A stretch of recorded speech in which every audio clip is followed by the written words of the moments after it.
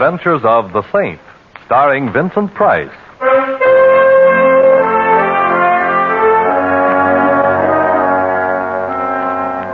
The Saint, based on characters created by Leslie Charteris and known to millions from books, magazines, and motion pictures.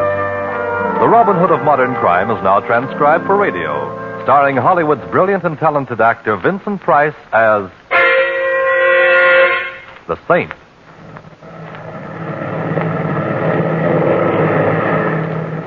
Anything wrong, Captain? Nothing serious, Mr. Templar. Just coming down here for a check. Go on just as soon as we can. Oh, and where is here? Headstone, New Mexico. Used to be a big silver mining town, but now it's just another little town, I guess. Although I did notice there's a carnival playing over on the edge of this emergency landing strip. Well, how long are we to enjoy the hospitality of Headstone? Oh, 2 or 3 hours. Long enough to see the town, have dinner if you like. We're sorry to delay you, sir. Oh, it's all right, Captain. I'm seldom bored in a strange town. Well, you better go back and fasten your seatbelt, Mr. Templar. We're coming down now. Right, I'll see you later.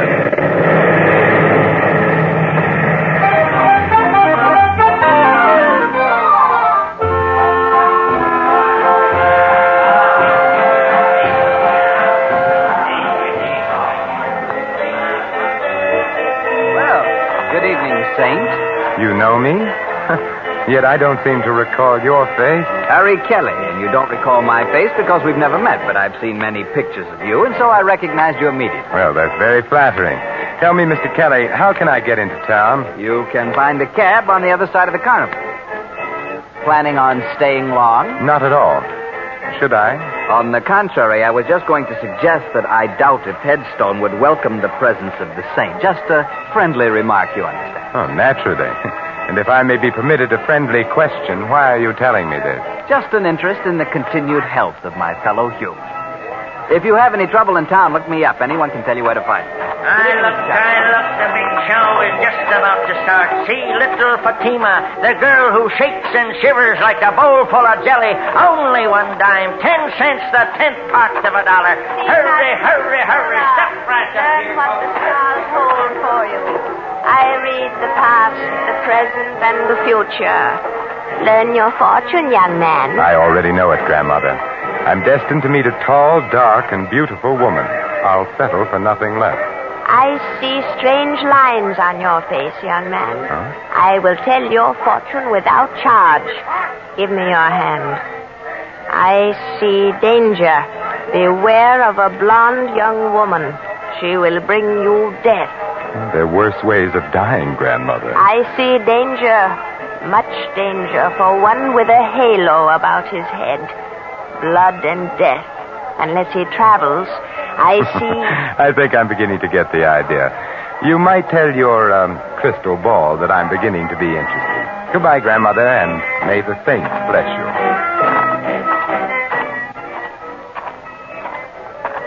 Taxi, mister? Oh, thank you. Say, do you suppose you can drive me somewhere that serves a good dinner? Sure. The Silver Dollar Hotel. Oh, fine. You know, I was just sitting there communing with nature about how many guys there are who blow their wad to watch some dame do a hula but won't spend a dime on a hack. Do I detect a touch of Brooklyn? How could you miss? That's me, chum. Ziggy from Flatbush. I used to drive a hack in Brooklyn. Now I own the only hack in Headstone. It's life, huh? You know, I ain't seen the Brooklyn Bridge for 10 years since I come out here for my health. Like I always say, it's a smart man who knows when it's healthy to get out of town. Meaning what? Does everything have to mean something? Me, I mind my own business. I stay healthy. That's why I'm living in Headstone instead of under one. I see. But if you didn't mind your own business, I suppose you'd give me some advice about leaving Headstone. Is that it? No advice, Mac. That's part of minding my own business. Headstone is a great place for strangers to visit, if they paid up their insurance.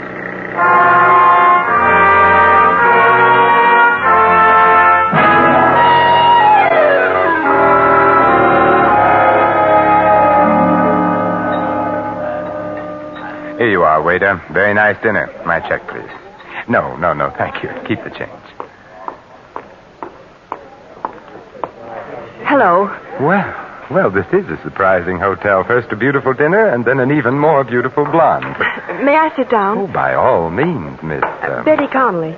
You're Simon Templar? I should have worn my dark glasses. But now that the truth is out, you might as well call me Simon.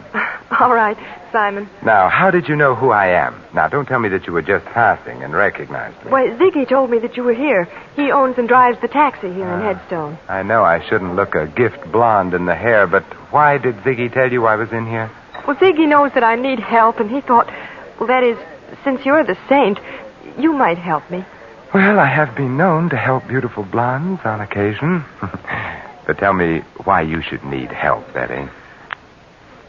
Someone's been trying to kill me. Oh, there should be a law against that. Are you sure? I've been shot at twice, and everybody here has been very unfriendly, except Ziggy and a man named Harry Kelly. I've noticed the unfriendliness in this town. But being unfriendly towards you is obviously an indication of insanity. Oh, please don't joke about it. I'm frightened. All right, my dear. Now tell me about it. Well, my father was known as Silver Slim Connolly. He lived here for years, but he sent me east to school when I was very young, and I didn't come back here until recently. My father died about a month ago. Oh, I'm sorry. He was broke, and all he left me was his old silver mine. He called it the Betty Mine, after me. And I take it somebody wants the mine. No, the mine is completely worthless. There hasn't been any silver in it for years. But, my dear, you were shot at twice. Have you any idea who did the shooting? No, but it might be the same man who told me to get out of town. Oh, who? Mike McCarthy. Ziggy says he's an eastern gangster who's been living out here for several months. Will you help me, Mr. Simon? Well, I've never been able to say no to a pretty girl. You mentioned a man named Harry Kelly before. Just who is he? He knew my father. He's been very friendly to me, although he thought I ought to leave town, too. I've met Mr. Kelly, and he intrigues me very much. I think we'll go see him. All right. Oh, just a minute. There was some red dust on your coat. Oh, thank you. Ziggy apparently doesn't get enough passengers to keep his cab dusted. Did you say Ziggy was parked outside in his chariot? Mm-hmm. He was when I came in. Oh, there he is. Yes, looking exactly as if he were back in Brooklyn. Ziggy! Oh, so she found you, huh? Thanks to your bird dogging, which I must admit in this case has done much to overcome any natural prejudice against cab drivers that I might have. Say, do you know where Harry Kelly lives? Sure. Well, let's go then. Hey, don't you ever clean out this hack? What's all this dust? Well, who knows? Maybe it was that redhead that hired me yesterday. So she had dandruff. Ziggy, you missed your calling. You're as funny as an undertaker. Well, now, Ziggy, I don't suppose you'd care to tell me why you warned me to get out of Headstone. Got me all wrong, Saint. I wasn't warning you. I was just talking about myself. And I don't suppose you'd care to tell me why somebody took pot shots at Miss Connolly here and told her to get out of town, too. Me, I don't know nothing. Like I was telling you, Saint, I mind my own business. Maybe you stay ignorant that way, but it's healthier, and I like it like that. Well, in that case, why did you send Miss Connolly in to see me? Well, like you can see, she's a pretty little pigeon. She needs to know some guy who'll help her. Now, it ain't no secret that the saint goes around mixing in other people's business, so I tell her to see you. And who told you I was the saint? I got eyes in my head, ain't I? Like I said, I used to hack in Brooklyn. I got around. What about this Mike McCarthy? Strictly smart money, Saint. Huh? A lot of guys have crossed his path once, if you get what I mean. What about Harry Kelly? Local stuff. A nice schmo, but no more. You're doing all right for a guy that doesn't know anything. You got me wrong, pal. Ziggy, he looks people over, but he don't see nothing except one guy is tough, another guy is a schmo, and maybe another guy is too nosy. I really don't think we should try to involve Ziggy, Simon. He's been very nice as it is. Yeah, she's got something, pal. I ain't really equipped for it, because the way you're headed, only a saint could feel at home.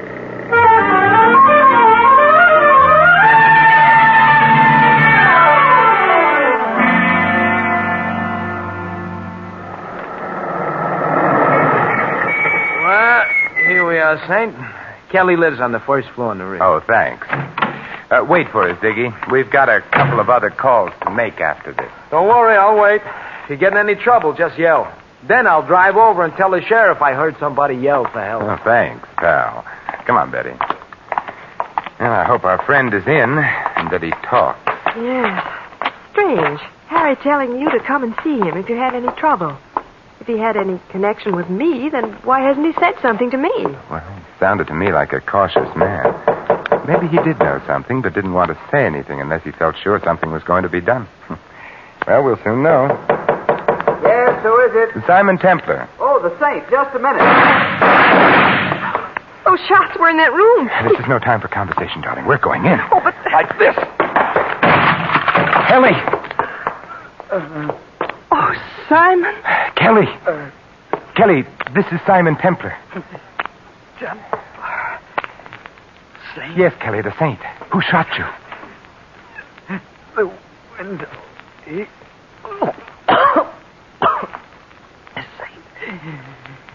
The mine. Kelly. Well, Betty, he isn't going to tell us anything now. His killer did a very thorough job. Window open. Must have shot from here. There's a shell on the fireplace. But what was he saying? Sounded like sin. Come on, Betty. We're going to spread a little saintliness. And I think I know where to begin.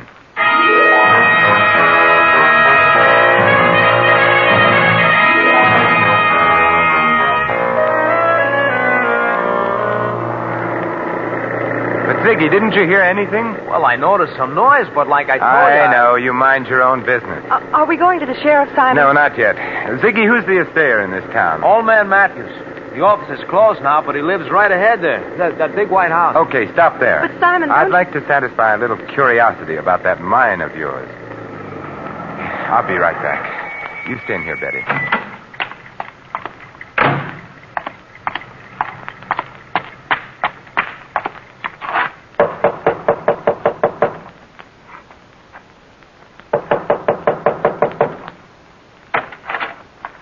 What do you want? Mr. Matthews. Who else should be here? It's my house, ain't it? What do you want? My name is Simon Templar. I wanted to ask you if you know the Connolly silver mine. I know every mine within 200 miles of here, young fella. Hey, ain't that Betty Connolly sitting up there in that taxi? Yes. Then why can't she tell you about the mine? She owns it. Well, she has told me, but I just wanted to check about the possibility of a mistake. How much silver would you say there was in the Connolly mine? About enough to put in your eye and still leave room for your finger? Couldn't there be a hidden vein in it? Nope. There ain't been enough silver around here to make a dime for years and years. Could there be anything else of value in it? Mud and water, if you call that valuable. You sure? Of course I'm sure. Young fella, I've been here man and boy for 70 years, and I ain't got no time to stand around answering darn fool questions.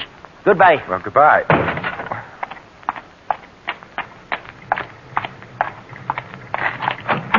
And Betty, you may be right. Old man Matthews says the mine is worthless, too.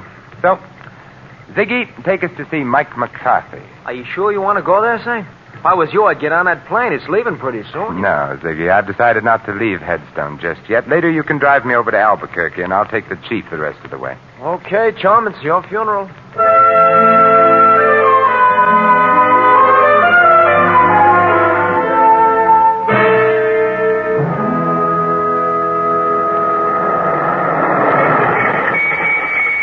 Simon, please be careful.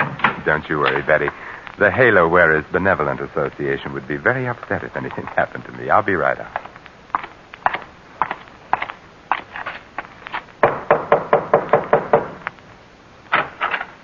Yeah? I'm looking for Mike McCarthy. Well, you found him. It's my Boy Scout training. It never fails. My name is Simon Templar. The Saint? I've been known by that name. So what? That's a very interesting question. I must try to think of an answer sometime. Meanwhile, I thought you might like to know that I heartily disapprove of your telling a certain Miss Betty Connolly that she ought to leave town. What's a girl to you? That's my business. I could make it mine. And if I do, your halo's going to slip down and start choking you. I thought bullets were more in your line. Meaning what? Meaning the shots fired at Miss Connolly and a little gunning job only a few minutes ago. I didn't do any gunning. But I'm liable to if you don't beat it. You sound so sure of yourself, Michael. That's because I got more in my hand than an itching palm.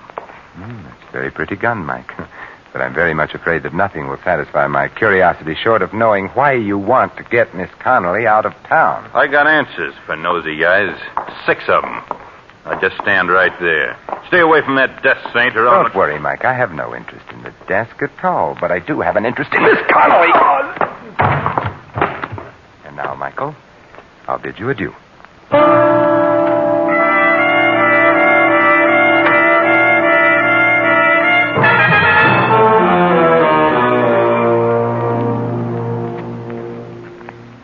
Simon? Oh, not much, I'm afraid. The conversation was just getting interesting when Mike had a sudden attack of dropsy. That's funny. I never heard of him being sick. Oh, that's because you mind your own business, Ziggy, like you told me. Betty, where is that silver mine of yours? About 2 miles out of town. Is there any place in town where we can rent a car? Oh, why, I have a car. Why? I feel a prospecting urge coming over me. Ziggy, take us to Miss Connolly's car, and then we can dispense with your valuable service.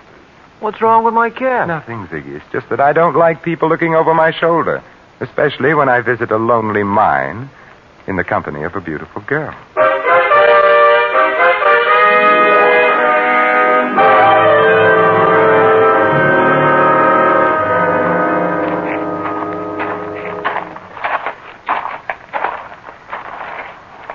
Well, here's the Betty mine, although I don't know why you want to see it. Frankly, I don't know either. But as long as I'm here, I might as well take the 40-cent tour. Certainly, sir. Right this way. This old cable car goes down into the mine. All we have to do is stand on the platform and pull the cable. It works with balanced weight. Clever, these 49ers. How far down? On the 40-cent tour, we give the exact distance. 354 feet, 6 inches. Thank you. And thank you for having electric lights in a mine that hasn't been worked for years. Oh, the mine has its own battery. See? Here's a bulb on the car. Shall we go down? What are we waiting for? Let's go. Maybe the lights will go out. Just hold it like that. I've been waiting for you two. Well, Michael McCarthy, I was wondering if we were going to have your company. And this time, wise guy, don't try anything. Don't tell me, Michael, that you're going prospecting with us. I'm riding down with you, but I'm coming back alone. Start the car down, Saint, but don't try no tricks. You have a suspicious mind, Mike. Well, here we go. Call out your floors, please. Mezzanine, ladies' underwear, galoshes, and accessories. You'll be singing a different tune pretty soon, Saint. You both had your chance to leave town your way. Now you're going to leave my way. Oh, Simon, I'm sorry. Oh, don't be, Betty. This is my first ride on an open cable car. And it'll be your last. I wouldn't be too sure. Unless that cable breaks before we get to the bottom. What are you talking about? Sucker! It's a little crowded here for a 1-2, so I guess a 1.5 will have to do. Oh, Simon. How terrible. There now, Betty. It's all right. Oh, Simon, it could have been you. He almost knocked you off the platform, too. Yeah, it was the padded shoulders in my coat. I felt them hit the side. Oh, look at your shoulders. They're covered with dirt from the sides of the shaft. Yeah. Huh. It's red dirt. Wait a minute. Well, we can go back up, Betty. Mike doesn't need our help, and I don't need anybody to answer questions anymore.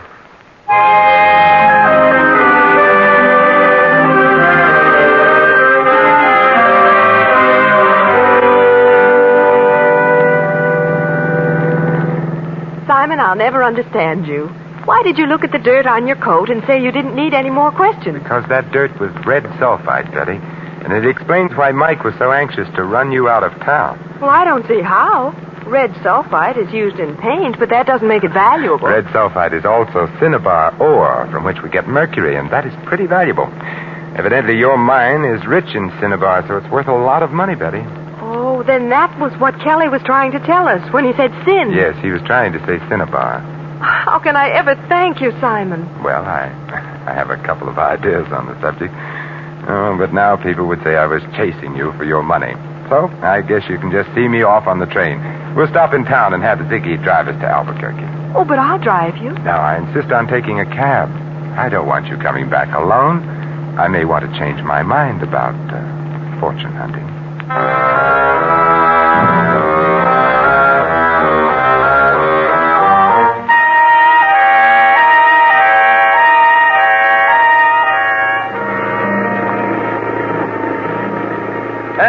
said, Saint, I'm glad to see you leaving. This town is just funny about strangers. But hadn't you ought to take Miss Conley with you? But she doesn't have to go now, Ziggy, and besides, she's rich. She's what? Yes, Ziggy, we found out that Dad's mine is valuable after all. You mean you found silver in it? No, mercury.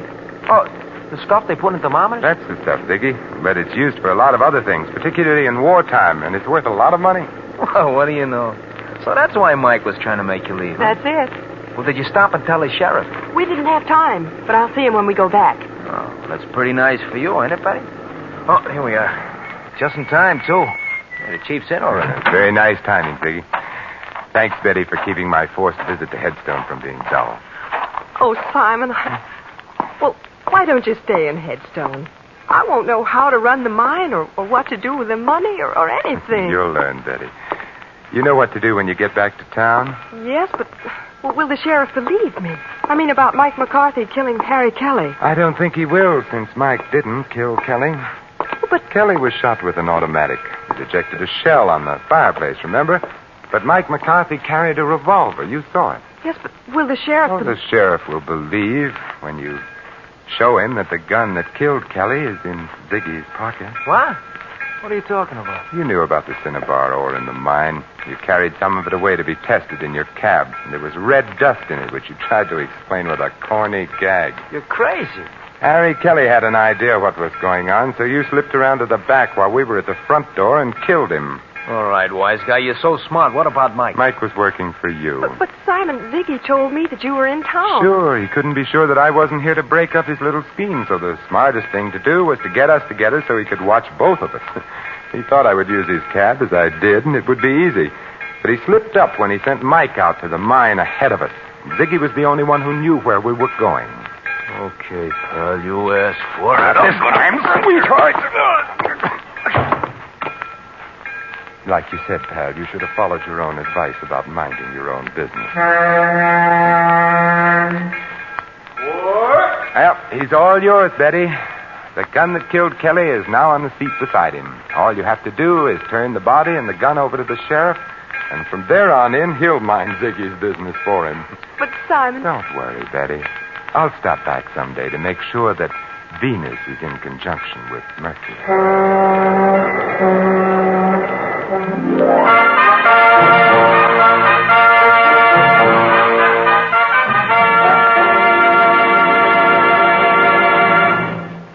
You have just heard another adventure of the Saint, the Robin Hood of modern crime. Now, here is our star, Vincent Price. Ladies and gentlemen, how many times there have been men just like Ziggy, led into crime by insatiable greed, forgetting the simplest truths so aptly phrased by John Dryden. Murder may pass unpunished for a time, but tardy justice will o'ertake the crime. This is Vincent Price extending a personal invitation to all of you to join us again next week at this same time for another adventure of the Saint. Good night.